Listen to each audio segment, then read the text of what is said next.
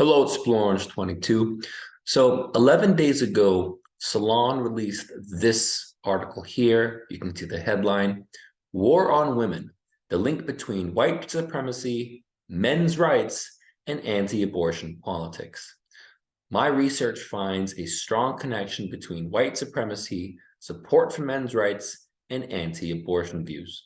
So I want to make this video to kind of explain why this article isn't true and correct some misconceptions about the men's rights movement. And I know I've done videos like this before, but obviously these kinds of articles are still being written, so there's still a need for me to make these kinds of videos. Now, because the accusation is, for lack of a better term, complete BS, the author has a very disingenuous and indirect way of saying it. So let's take a look at what he says about men's rights. Pro-life activists and advocates rarely bill their campaign to outlaw abortion as explicitly driven by commitment to the men's rights movement and its efforts to dominate women, and tend to avoid any overt association with racism or white supremacy.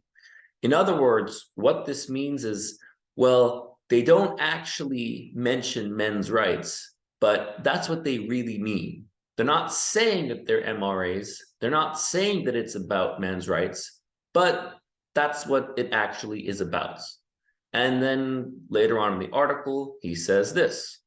The February 2012 Mercon survey contacted a national sample of 1,021 Americans, asking them their opinions of various social and political issues as related to questions of white supremacy, male supremacy, and abortion. The survey found significant evidence of the radicalization of anti-abortion politics on the American right via the mainstreaming of white supremacy. While only 15% of American adults overall agreed with Mary Miller's claim that the Dobbs decision was a victory for white life, the number was more than twice as high, 15%, among Trump supporters. Now, you're probably wondering, what the heck does that have to do with the men's rights movement? And the answer is absolutely nothing, except this little part here where it says male supremacy. But what does that mean? He's probably talking to people who are very religiously conservative, who follow traditional gender roles, that the man is supposed to be the head of the household. That's not men's rights. That's not what the men's rights movement believes. So this author is conflating things that have nothing to do with the men's rights movement and nothing to do with what the men's rights movement believes, and then saying it's what the men's rights movement believes. It's absolute nonsense. And it goes on. What's even more disturbing is the finding that an even larger number of Americans are susceptible to men's rights ideology, and that such values are linked to the radicalized ways that people look at abortion. Except the author has no idea what men's rights ideologies actually are. And the things that he's saying are men's rights values have absolutely nothing to do with the men's rights movement. But this is the absolute worst part. Take a look at this. Now, what I'm about to show you is completely nuts. This guy is going to say what he thinks the 4 core values of the men's rights movement are. So MRAs have to be aware of what's out there.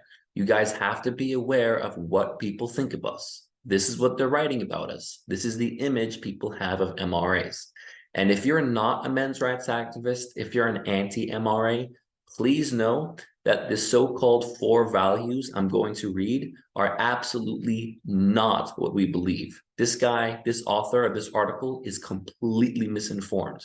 But let's take a look.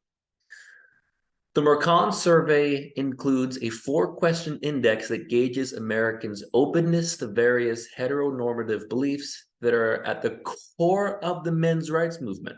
These questions include asking respondents whether they agree with the following assertions. I know some people like to say assertions, but it's assertions.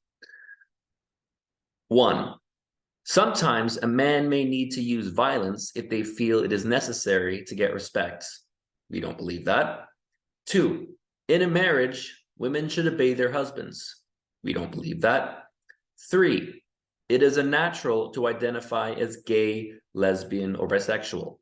We don't believe that, and that's scientifically false because there are non-humans who are gay. There are animals who inhibit same-sex behavior. And 4, it is unnatural to identify as transgender. MRAs do not believe this, and we are not transphobic. This is not what the men's rights movement believes. We are not white supremacists. We are not homophobic. We are not transphobic. We are not misogynistic. We support women's rights. We support trans rights. We support gay rights. We support human rights. We believe in equality. The men's rights movement is none of the things in this article. And the reason why people have a negative view of the men's rights movement is because we get conflated with a lot of things that have nothing to do with us. So if you're an anti-MRA, I urge you, look in my channel, watch some of my videos, go to other MRA videos and look at what MRAs actually believe. And keep in mind, we are not the same thing as red pillars like Andrew Tate. That's another false equivalency that a lot of people make. That is not what we believe. We believe in equality for all. And it really is just that simple. So thanks for watching. I'm Blue Orange 22. I put a link down to the article below so you can read it. And thank you very much.